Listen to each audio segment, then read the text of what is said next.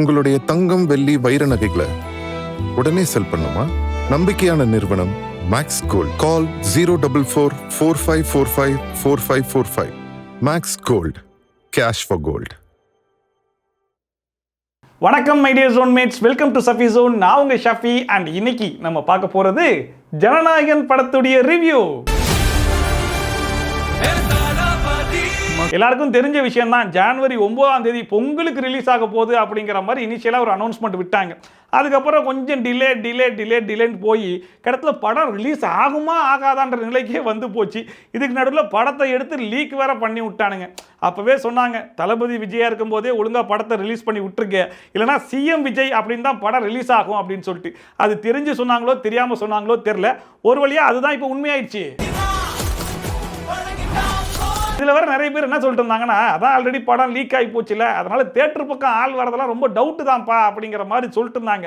ஆனால் இன்னைக்கு தமிழ்நாடு முழுக்க எல்லா தேட்டரும் ஹவுஸ்ஃபுல்லு. சம்பவம் பண்றவனு கேள்விப்பட்டிருப்ப, அதுல ரெக்கார்டு வைக்கிறவனு கேள்விப்பட்டிருக்கியா? மெயினாக இன்னைக்கு நிறைய பேர் தேட்டருக்கு வந்ததுக்கான காரணம் என்னவா இருக்கும் அப்படின்னு சொல்லி பார்த்தீங்கன்னா, தளபதி விஜயோடைய கடைசி படம் ஒன் லாஸ்ட் டைம் அப்படிங்கிறது தான். அண்ட் அது மட்டும் இல்லாமல் இதுக்கப்புறம் தளபதி விஜய் நடித்து நம்ம ஸ்க்ரீனில் பார்க்க முடியுமா அப்படின்னு சொல்லி கேட்டால் அதுக்கான வாய்ப்பே இல்லை அப்படிங்கிறத தெளிவாகவே சொல்லிட்டாப்புல. இதுக்கப்புறம் ஸ்க்ரீனில் பார்க்கறதுக்கு ஒரு வாய்ப்பு இருக்குது. அது எப்படின்னு சொல்லி கேட்டிங்கன்னா, பழைய படத்தெல்லாம் தேட்டரில் எடுத்து ரீரிலீஸ்னு பண்ணுவாங்க தெரியுமா, அப்படி தான் பார்த்துக்க முடியுமே தவிர்த்து இதுக்கப்புறம் புதுசாக ஒரு படத்தில் நடிப்பாரா அப்படின்னு சொல்லி கேட்டால் அது இல்லைன்றதை சொன்னதுனாலேயே எல்லாரும் இந்த படத்தை பார்த்தே ஆகணும் அப்படிங்கிற மாதிரி எல்லாரும் தேட்டர் பக்கம் போக ஆரம்பிச்சிட்டாங்க. சரி, நம்ம தளபதி விஜயோடைய ஜனநாயகன் படம் இன்னைக்கு ஒரு வழியாக பார்த்தாச்சு. அண்ட் இந்த படத்துடைய ஸ்டோரி என்ன அப்படின்னு சொல்லி கேட்டிங்கன்னா, ஒன்றும் புது ஸ்டோரிலாம் கிடையாது. கண்டிப்பாக எல்லாருக்குமே தெரிஞ்சிருக்கும். 2023 தெலுங்குல நம்ம பாலையா அவர்கள் நடித்த பகவந்த் கேசரி அப்படிங்கிற படத்துடைய அஃபிஷியல் ரீமேக் தான் இது. ஸோ கதையில் ஏதாச்சும் மாற்றம் இருக்கான்னு சொல்லி கேட்டிங்கன்னா பெருசாக எந்த விதமான மாற்றமும் கிடையாது. பட் அந்த கேசரியை எடுத்து நமக்கு ஏற்ற மாதிரி கிண்டிக்கலாம் அப்படிங்கிற பேரில் கொஞ்சம் அரசியல் அப்படியே தூவி விட்டு அங்கங்கே யார் யாரை எப்படி அடித்தா எப்படிலாம் வலிக்குமோ அந்த மாதிரி டைலாக்லாம் உள்ள சொருவி விட்டு சிறப்பான ஒரு சம்பவமாக டெலிவரி பண்ணியிருக்காங்க. மக்களுக்கு நல்லது பண்றதுக்கு அரசியலுக்கு வாங்கடா, அந்த சம்பவம் சொன்னோன்னே தான் ஞாபகம் வருது, அந்த சம்பவத்தை பார்க்கறதுக்கு படம் ஆரம்பித்து கொஞ்சம் நேரம் போகணும் அப்படிங்கிற அவசியம்லாம் கிடையாது. படத்துடைய டைட்டில் கார்டுலேயே ஒரு சிறப்பான சம்பவம் பண்ணி வச்சிருக்காங்க. அண்ட் குறிப்பாக இந்த படத்தை பார்த்து முடிச்ச பல பேருக்கும் இன்னைக்கு ரொம்ப தெளிவாகவே புரிஞ்சிருக்கும்னு நினைக்கிறேன். ஏன் ஜனநாயகன் படத்தை தேர்தலுக்கு முன்னாடியே ரிலீஸ் பண்ண விடலை அப்படிங்கிறது. ஒருவேளை தேர்தலுக்கு முன்னாடியே ரிலீஸ் பண்ண விட்டுருந்தா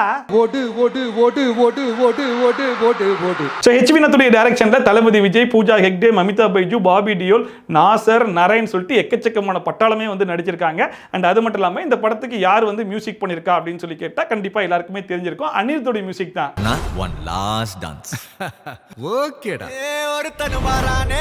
இந்த படம் வந்து பகவந்த் கேசரி அப்படிங்கிற படத்துடைய ரீமேக் தான். பட் இன்னுமே நான் பகவந்த் கேசரியை பார்த்தது இல்லையப்பா அப்படிங்கிற மாதிரி சொல்றவங்களுக்கு இந்த படத்துடைய ஒன்லைன் என்ன அப்படிங்கிறத நான் சொல்லிடுறேன். ஆக்சுவலாக தளபதி விஜய் வந்து ஜெயிலில் இருக்காப்புல. அப்படி இருக்கும்போது ஒரு போலீஸ் ஆஃபீஸர் அவருக்கு ஹெல்ப் பண்றாரு. ஹெல்ப் பண்ணும்போது அந்த போலீஸ் ஆஃபீஸர் இறந்து போயிடுறாப்புல. அவருக்கு ஒரு பொண்ணு இருக்கு. அந்த பொண்ணுக்கு ப்ரொடெக்ஷனா நம்ம தளபதி விஜய் வந்து இருக்காப்புல. ஆனால் அந்த பொண்ணுக்கு ஒரு பிரச்சனையும் இருக்குது. அந்த பிரச்சனையிலிருந்து கடைசியாக வெளியே கொண்டு வந்தாரா இல்லையா அப்படிங்கிறது தான் இந்த படத்துடைய ஒன்லைனே. பொண்ணுங்களுக்கு பயம் இருக்க கூடாது சார், விஜய புலி மாதிரி வளர்க்கணும். ஸோ ஃபர்ஸ்ட் படத்துடைய பாசிட்டிவ்ஸ் என்ன அப்படிங்கிறத பார்த்துடலாம். அண்ட் இந்த படத்துடைய மிகப்பெரிய பாசிட்டிவ் அப்படின்னாலே கண்டிப்பாக தளபதி விஜய் அவர்கள் தான். அண்ட் ஒவ்வொரு ஃப்ரேம்லையுமே அந்த மனுஷனை பார்க்கும்போது அப்படி இருந்துச்சு. பட் எனக்கு என்ன தோணுச்சுன்னா, இப்போ தளபதி விஜய் வந்து சிஎம் விஜயா இருக்கார் இல்லையா, சட்டமன்றத்தில் பேசுகிறாப்புல, ஸ்டேஜில் பேசுகிறாப்புல, யதார்த்தமாக நம்ம பார்த்துட்டு ஸ்க்ரீனில் பார்க்கும்போது அந்த ஒரு சின்ன டிஃப்ரென்ஸ் என்னால் ஃபீல் பண்ண முடிஞ்சிச்சு.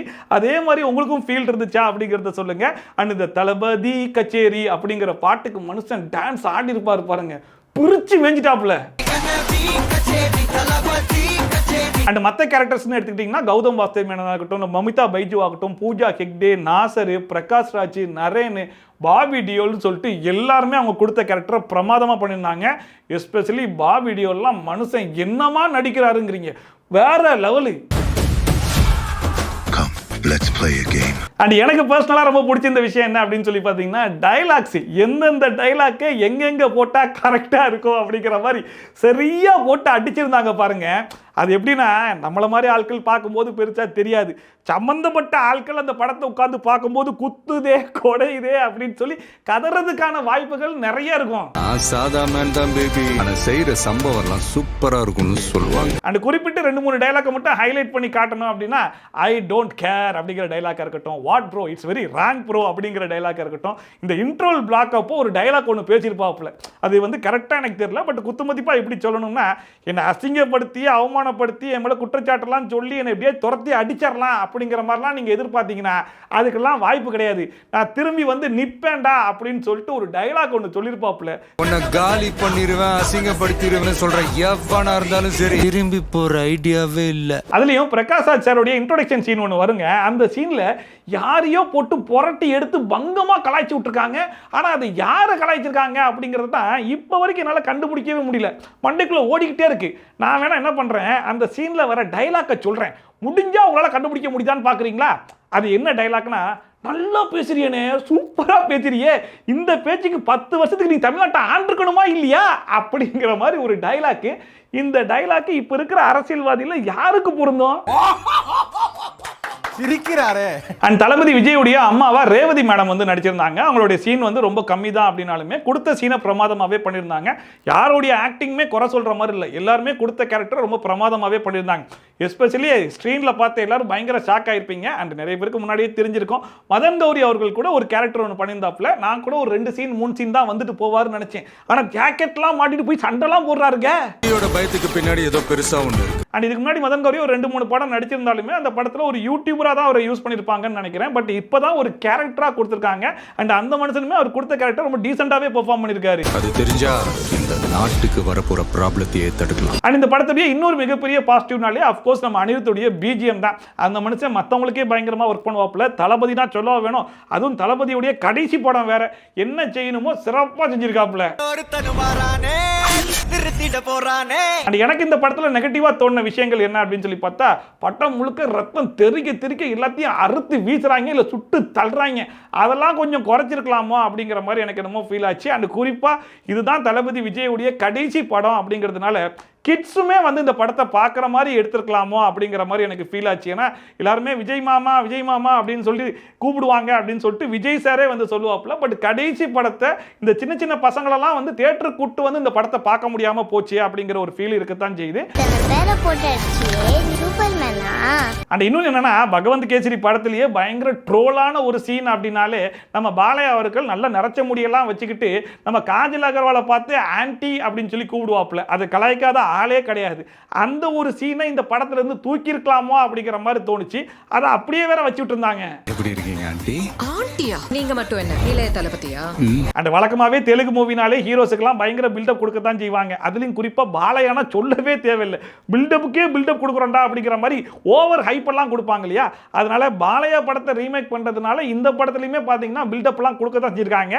அந்த பில்டப் எல்லாம் அங்கங்கெல்லாம் பார்க்கும்போது கொஞ்சம் ஓவர் டோஸ் ஆயிடுச்சோ அப்படிங்கிற ஒரு ஃபீலிங் கொடுக்கத்தான் செய்யுது. அண்ட் படத்துடைய லென்த்துமே பார்த்தீங்கன்னா கிட்டத்தட்ட 3 மணி நேரம் ஓடுது. அதையுமே கொஞ்சம் குறைச்சிருக்கலாமோ அப்படிங்கிற ஒரு ஃபீல் எனக்கு வரதான் செஞ்சிச்சு. மற்றபடி படம் எனக்கு பர்சனலாக ரொம்பவே பிடிச்சிருந்துச்சு. அதுலேயும் குறிப்பாக அரசியல்லாம் உள்ள கலந்து விட்டு பயங்கரமான சம்பவமாக வந்து படத்தை வந்து கொடுத்துருந்தாப்புல. அதுவும் தளபதி விஜயுடைய கடைசி படம், எப்படி மிஸ் பண்ண முடியும்? ஸோ கண்டிப்பாக யார் யாருக்கெல்லாம் ஃப்ரீ டைம் கிடைக்குதோ மறக்காமல் தேட்டரில் போய் இந்த படத்தை பார்த்தீங்கன்னா கண்டிப்பாக நீங்கள் என்ஜாய் பண்ணிட்டு வெளியே வரலாம். அதில் எந்த விதமான சந்தேகமும் இல்லை. என்ன ஒரே ஒரு குறை, குழந்தைங்களாம் ரொம்ப ஆசைப்படுவாங்க விஜய் மாமா படத்தை பார்க்கணும் அப்படின்னு சொல்லிட்டு, அவங்கள கூட்டு போக முடியாது அப்படிங்கிறது தான் எனக்கு ஒரு வருத்தமா இருந்துச்சு. இந்த வருஷமாவது ஆர்மி அப்ளிகேஷன்ல ஒழுங்கா கையெழுத்து போடுமா? அண்ட் படத்துடைய கிளைமேக்ஸ்லாம் பார்த்தீங்கன்னா ஒரு சர்ப்ரைஸ்லாம் இருக்குது. ஒரு 3-4 பேர்லாம் வந்துட்டு போகிறாங்க. அவங்களெல்லாம் பார்க்கும்போது ஆடியன்ஸ்லாம் பயங்கரமாக ஷாக்காக தான் செய்கிறாங்க. அண்ட் அதெல்லாம் மீறி கடைசியாக இது ஒரு கடைசி படம் அப்படிங்கிறதுக்காக படம் முடிஞ்சதுக்கப்புறமா ஒரு கிளிப்பிங் ஒன்று போட்டு விட்றாங்க. அந்த கிளிப்பிங்கை பார்க்கும்போது எனக்கே கொஞ்சம் எமோஷனலாக தான் இருந்துச்சு. சரி, இதுக்கப்புறம் நம்ம தளபதி விஜய் படத்தை நம்ம தேட்டரில் பார்க்க முடியாது அப்படின்னு சொல்லிட்டு. ஆனால் படம் முடிஞ்சு வெளியே வரும்போது இப்படி திரும்பி பார்க்குறேன், பல பேர் அழுதுகிட்டு இருக்காங்க. நண்பர் என் தளபதிடா.